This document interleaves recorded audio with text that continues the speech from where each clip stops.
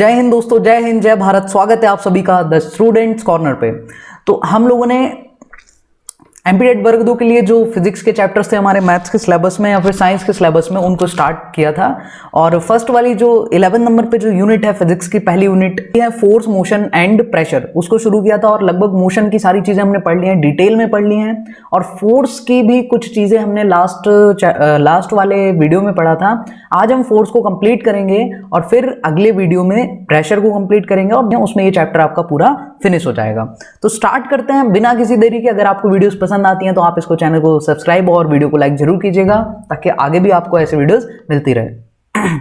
तो फोर्स की अगर हम बात करें तो बेसिकली जैसे मान लो कि ये घर में कोई बॉक्स पड़ा हुआ है जो कि भारी है, हमें इसको यहां से हटा के यहां रखना है।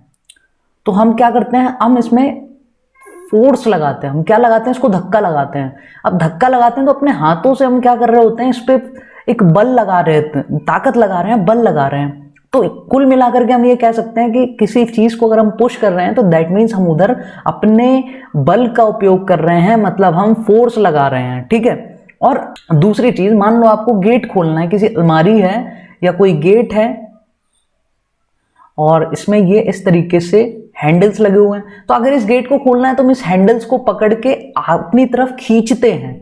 तो वो कैसे खींचते हैं, उसमें बल लगाते हैं, अपनी ताकत का यूज करते हैं, मतलब बल लगाते हैं। यानी बल लगाना भी एक तरीके का फोर्स है। ठीक है। तो अब हम इसकी डेफिनेशन को समझते हैं। फोर्स क्या है? द पुश और पुल ऑफ ऑन एन ऑब्जेक्ट, जिसकी वजह से उस ऑब्जेक्ट की वेलोसिटी में चेंज आ जाए। ठीक है। पहले रेस्ट पे था, जैसे ही मतलब उसको हमें खसकाना था तो वो वेलोसिटी आ गई उसके पास। दैट मीन्स हमने फोर्स लगाया और उस फोर्स की वजह से वो मूवमेंट हुआ। तो किसी भी तरीके के पुश या पुल को हम कह सकते हैं कि वही फोर्स होता है। ठीक है। तो ये तो हो गई आपकी बेसिक सी डेफिनेशन। अब force is an external agent capable of changing a bodies state of rest और मोशन। मतलब देखो, समझने की कोशिश करते हैं। फोर्स जो है वो एक एक्सटर्नल एजेंट है जिसके पास क्षमता होती है कि वो किसी बॉडी के स्टेट को चेंज कर सकता है। अब हम समझते हैं स्टेट का क्या मतलब है। तो अगर हम स्टेट की बात करें तो दो स्टेट हो सकती हैं, या तो स्टेट ऑफ रेस्ट या फिर स्टेट ऑफ मोशन। मतलब या तो ऑब्जेक्ट कहीं रुका हुआ है या फिर वो मूवमेंट कर रहा है, मतलब मोशन में उसके पास कुछ वेलोसिटी है। तो ये इसकी स्टेट को चेंज कर सकता है। जो रेस्ट में है, जैसे ये बॉक्स रेस्ट पर था, हमने धक्का लगाया तो ये यहां बढ़ने के लिए क्या मूव किया ना, इसका मतलब ये रेस्ट से काय में आ गया, मोशन में आ गया। ठीक। और अगर मान लो कोई, जैसे कोई टॉय कार है प्लास्टिक की, वो आगे बढ़ रही है, हमने यहां से क्या किया, अपने हाथ रख दिया यहां पे और ताकत लगाया दूसरी साइड, अपोजिट साइड, तो क्या होगा, ये कार रुक जाएगी। तो यानी मोशन में अगर कोई ऑब्जेक्ट है तो फोर्स उसको रेस्ट पर ला सकता है, और रेस्ट में है तो मोशन में ला सकता है। यानी force can change the state of rest of an object. इस लाइन का ये मतलब था। होप आप लोगों को ढंग से समझ आ रहा होगा। पहले हमने लास्ट लेक्चर में देखा था कि फोर्स जो होता है वो dp/dt होता है, यानी rate of change of momentum. आपको ये भी याद रखना है। और 99% केसेस में जब मास कांस्टेंट होता है, कुछ केस यहाँ पे छोड़ते हैं, वो कौन से, जैसे रॉकेट वाले, प्लेन वाले, जहां पर मास चेंज हो रहा हो, उसमें फ्यूल रहता है। फ्यूल जैसे जैसे बर्न होता है तो उसका मास धीरे धीरे कम होने लग जाता है। तो 99% केसेस में मास कभी चेंज होता नहीं है। तो हम एक फॉर्मूला यहीं से हमने निकाला था, जब मास कांस्टेंट होगा तो force is equal to mass into acceleration. ठीक है, ये फॉर्मूला है। तो यहां से यूनिट की बात करें तो मास की यूनिट केजी और एक्सेलरेशन की यूनिट क्या होगी, मीटर पर सेकंड स्क्वायर। यानी इसको हम केजी मीटर सेकंड -2 इस तरीके से लिख सकते हैं। ये होगी इसकी यूनिट। लेकिन इस यूनिट को भी आपको याद रखना है कैसे निकाला जाता है। लेकिन इसी यूनिट को हम नया नाम देते हैं न्यूटन। क्या नाम देते हैं, न्यूटन। तो फोर्स की ऐसा यूनिट जो है वो आपकी न्यूटन कहलाती है। तो ऐसा यूनिट ऑफ फोर्स क्या हो जाएगी, न्यूटन। ऐसे ही सीजीएस में ऐसी यूनिट में जो यूनिट है फोर्स की वो होती है डायन। ठीक है।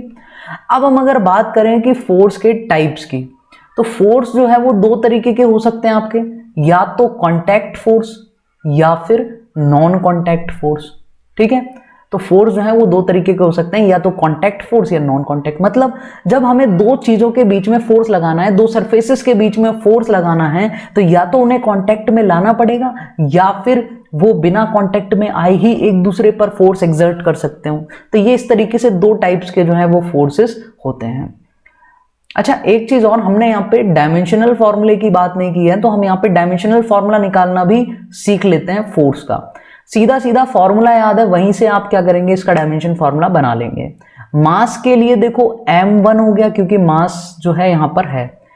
अब क्या लेंथ है यहाँ पे, नहीं है। क्या टाइम है, नहीं है। तो ये तो मास के लिए हो गया। एक्सेलरेशन की बात करें तो इसका डायमेंशन फॉर्मूला क्या होता है, LT-2, LT-2। मास होता नहीं है, लेंथ होती है और टाइम का इनवर्स होता है। जब हम इसका प्रोडक्ट करेंगे तो m तो जो है यहाँ पे 1 आ जाएगा और L भी 1 आ जाएगा और T का कितना आ जाएगा, -2। देखो पिछले वीडियोस में हमने इसको और डिटेल में पढ़ा था, एक्सेलरेशन का डायमेंशन फॉर्मूला क्या होता है, वेलोसिटी का क्या होता है। आपको वो सारी चीजें समझनी होंगी या तो याद करनी होंगी, और याद नहीं कर पाएंगे तो आपको निकालते आना चाहिए। तो यहाँ पे हम निकालना भी जान सकते हैं। आप पहले की वीडियोस देख सकते हैं, वहां पे आपको डायमेंशन फॉर्मूला निकालना और भी अच्छे से समझाया था। या तो आप इसको याद कर लीजिए या फिर आपको निकालते आना चाहिए। अगर हमें फॉर्मूला याद है तो हम आराम से डायमेंशन फॉर्मूला बना सकते हैं। अब हम बढ़ते हैं कि जो आपके कांटेक्ट फोर्सेस हैं वो क्या हैं। तो भाई, जब दो चीज़ों के बीच में फोर्स लगाना हो और चीज़ों को कांटेक्ट में लाना पड़े, जैसे हमें मान लो हमें क्या करना है, एक अलमारी है, उस अलमारी को खसकाना है, तो हम ऐसे थोड़ी ना यहीं से बस देख लेंगे और बोल देंगे खिसक जा और अलमारी खिसक जाएगी। नहीं, हमें वहां पहुंचना पड़ेगा, इस पर अपने हाथों से या कैसे भी कांटेक्ट में तो लाना ही पड़ेगा, इसको टच तो करना ही पड़ेगा, तब जाकर के वो बॉक्स वहां से खसकेगा। यानी ये हो जाएगा आपका कांटेक्ट फोर्स। तो ये आप फोर्स अप्लाई कर रहे थे, वो कौन सा फोर्स होता है, कांटेक्ट फोर्स। स्प्रिंग में या तो स्प्रिंग को आपको हाथों से खींचना पड़ेगा, तो कांटेक्ट हुआ या नहीं हुआ, कांटेक्ट हुआ। या फिर आप किसी ऑब्जेक्ट को इस स्प्रिंग के हुक में लटकाएंगे तो स्प्रिंग खींचेगी, पर दो ऑब्जेक्ट्स में कांटेक्ट हुआ तभी फोर्स लगा। यानी स्प्रिंग फोर्स भी आपका कौन सा है, कांटेक्ट फोर्स। फिर आता है एयर रेजिस्टेंस फोर्स। जैसे कोई कार जो है वो धीरे धीरे आगे की तरफ चल रही थी, मान लो 10 की स्पीड से, यहां से जो है हवा जो है विंड इस तरफ चल रही है, इस डायरेक्शन में किस स्पीड लेकर के, तो वो इस पे इस तरफ फोर्स लगाएगी ऑपोजिट रिएक्शन में। और वो ये रेजिस्टेंस है, ये रुकावट है एक तरीके की। रेजिस्टेंस का मतलब होता है रुकावट। तो ये कहलाता है एयर रेजिस्टेंस फोर्स। जब तक वो बॉडी के कांटेक्ट में ये एयर नहीं आएगी तब तक रेजिस्टेंस नहीं लग सकता, तो ये भी कांटेक्ट फोर्स। फिर नॉर्मल फोर्स, हमने पहले भी इसको वीडियो में बताया था, और यहाँ पे जब हमने एक्शन रिएक्शन न्यूटन का थर्ड लॉ पढ़ा था तब। फिर से देख लेते हैं नॉर्मल फोर्स क्या होता है। हमने इस बॉक्स को जमीन पे रख दिया, ये जमीन है, अर्थ का सरफेस, तो ये बॉक्स का जो वेट है, वो वेट जो है वो mg के बराबर होता है, इसका द्रव्यमान और एक्सेलरेशन। तो वो नीचे की तरफ लगता है, उतना ही फोर्स ये जमीन इस बॉक्स पे ऊपर की साइड लगाता है, इसके ऊपर की साइड, और उसको हम कहते हैं नॉर्मल फोर्स। तो ये जब दो चीजें कांटेक्ट में नहीं आएंगी तब तक नॉर्मल फोर्स लगेगा नहीं एक दूसरे की सरफेस पे। तो ये भी कैसा है, कांटेक्ट फोर्स। टेंशन फोर्स रस्सियों में आता है, स्ट्रिंग में आता है जब कांटेक्ट में आते हैं।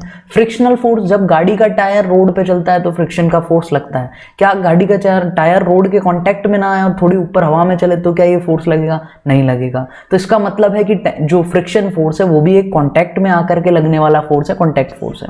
फिर मस्कुलर फोर्स, तो वो भी एक कांटेक्ट फोर्स है। जब तक किसी चीज को हम टच नहीं करेंगे तब तक उस पर मस्कुलर फोर्स कैसे एक्सर्ट कर सकते हैं। फिर कुछ नॉन कांटेक्ट फोर्सेस भी होते हैं, तो हम समझते हैं कि भाई नॉन कांटेक्ट फोर्स क्या होते हैं। देखो, नॉन कांटेक्ट में जैसे सबसे पहले हम बात करें ग्रेविटेशनल फोर्स की, जो हमें न्यूटन्स लॉ ऑफ ग्रेविटेशन में मिला था 11th क्लास में। तो न्यूटन्स ने हमें बताया था कि जो फोर्स होता है, दो ऑब्जेक्ट, जैसे यहाँ पे m1 मास रखा हुआ है, यहाँ m2 मास रखा हुआ है, इनके बीच में r डिस्टेंस है, तो इसके ऊपर फोर्स क्या लगेगा, Gm1 m2 बटे r का स्क्वायर। ये G जो है वो ग्रेविटेशनल कांस्टेंट होता है। तो दो ऑब्जेक्ट एक दूसरे से दूर रखे हुए थे, कोई कांटेक्ट नहीं था, फिर भी उनके बीच में ग्रेविटेशनल फोर्स लगता है, तो इसका मतलब ये नॉन कांटेक्ट फोर्स है, ग्रेविटेशनल फोर्स। फिर हम बात करते हैं 12th क्लास में फिजिक्स में हमने पढ़ा, फर्स्ट चैप्टर में पढ़ते हैं हम कि दो चार्ज रखे हुए हैं Q1 एंड Q2, तो वो भी एक सेपरेट डिस्टेंस पे होते हैं, मगर उनके बीच में इलेक्ट्रोस्टैटिक फोर्स लगता है, इलेक्ट्रोस्टैटिक फोर्स लगता है। तो ये भी कैसा फोर्स होगा, ये भी नॉन कांटेक्ट फोर्स होगा, कांटेक्ट में तो आ नहीं रहा है, तो ये भी आपका क्या हो जाएगा, नॉन कांटेक्ट। तीसरा जो है आपका, जैसे आपने दो मैग्नेट्स, एक मैग्नेट यहाँ रख दिए, एक मैग्नेट यहाँ रख दिए, कांटेक्ट में नहीं है, फिर भी ये एक दूसरे को अट्रैक्ट करेंगे, फोर्स लगेगा। तो ये इस टाइप के जो फोर्सेस होते हैं आपके, ये कहलाते हैं non contact force. Nuclear force भी आपका नॉन कॉन्टैक्ट फोर्स होता है। तो आप इजीली चीजों को समझ सकते हैं। फिर हम चलेंगे आगे, तो आपको कुछ ये की नोट्स हैं, इसको ध्यान रखना है कि सबसे वीक फोर्स जो होता है नेचर में, जो एग्जिस्ट करता है, वो आपका होता है ग्रेविटेशनल फोर्स। ये सबसे कमजोर फोर्स होता है। तो सबसे स्ट्रॉन्ग कौन होगा? वो होगा आपका न्यूक्लियर फोर्स। ठीक है, तो ये चीजें आपको ध्यान रखनी है। अब हम फोर्स के इफेक्ट की बात कर लेते हैं। तो अगर कोई बॉडी मूव कर रही है और हम उस पर कुछ फोर्स लगा करके उसको रोक दे, अपोजिट डायरेक्शन फोर्स लगाएं उतना ही, तो वो वहीं रुक जाती है। अच्छा, दूसरी चीज, अगर कोई ऑब्जेक्ट रखा हुआ है और हम उस पर फोर्स लगा दें तो वो मूवमेंट करने लगता है, उसके पास स्पीड आ जाती है। यानी force can make a body move and it can stop a moving body, दोनों चीजें हैं। सपोज ये ऑब्जेक्ट आगे की तरफ बढ़ रहा है 50 की स्पीड से, हमने यहाँ पे कुछ फोर्स अप्लाई कर दिया, तो फोर्स लगाने से इसमें एक्सेलरेशन आया, अब इसकी स्पीड और बढ़ते जा रही है, ये 56 हो गई, ये 58 हो जाएगी। तो यानी ये स्पीड बढ़ा सकता है, एक्सेलरेट कर सकता है, जो बॉडी मूव कर रही है उसके एक्सेलरेशन को बढ़ा सकता है। It can change the direction of a moving body. जैसे क्रिकेट की बॉल की बात करें अगर हम, तो क्रिकेट की बॉलर जब बॉल फेंकता है तो वो आगे की तरफ बॉल जाती है। यहां पर क्या होता है कि बैट्समैन जो है, वो बैट्समैन बैट से इसको हिट करता है और बॉल फिर इधर चली जाती है। यानी वो बैट से फोर्स ही तो लगा रहा है, फोर्स एक्सर्ट कर रहा है। तो force can change the direction of a moving body. ये शेप और साइज भी बिगाड़ सकता है। जैसे कोई प्लास्टिक की खिलौना है, हम उसमें एक मुक्का मारेंगे तो वो जो है टूट जाएगा, उसका शेप चेंज हो जाएगा, उसकी साइज जो है वो चेंज हो जाएगी। यानी force can also change the shape and size of the object. ये कुछ इफेक्ट्स हैं। आप जब भी इफेक्ट आए, आप अपने मन से सोच लेना कि क्या फोर्स लगाने पे ये हो सकता है, तो आपको वो अपने आप समझ में आ जाएगा। अब एक क्वेश्चन है हमारे पास, तो उस क्वेश्चन को हम कर लेते हैं सॉल्व। और अदर बाकी के क्वेश्चन हम इसलिए नहीं कर रहे हैं क्योंकि इसके पहले वाले वीडियोज में भी हमने कई क्वेश्चन किए थे और इक्वेशन ऑफ मोशन में भी कई क्वेश्चन लगाए थे, तो आपको इजीली क्वेश्चंस बन जाएंगे। सारी चीजें आप उस वीडियोस को देख लीजिएगा।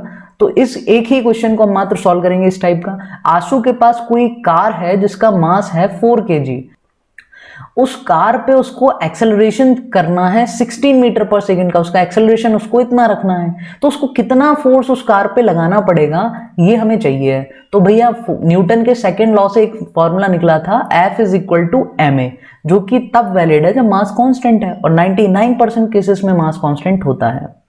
तो यहाँ पे फोर्स चाहिए आपको, मास है आपके पास 4 और एक्सेलरेशन है 16। यानी आपको शू जो है वो अपनी टॉय कार पे 64 न्यूटन का फोर्स लगाएगी, तो उसके पास जो एक्सेलरेशन आ जाएगा 16 का। तो होप आपको आज का वीडियो पसंद आया होगा और फोर्स इस तरीके से कंप्लीट हो गया। नेक्स्ट वीडियो में हम लाएंगे प्रेशर, और ये जो चैप्टर है आपका ये हो जाएगा पूरी तरीके से खत्म। फिर हम देखेंगे नेक्स्ट चैप्टर। तब तक के लिए take care and goodbye. Thank you so much.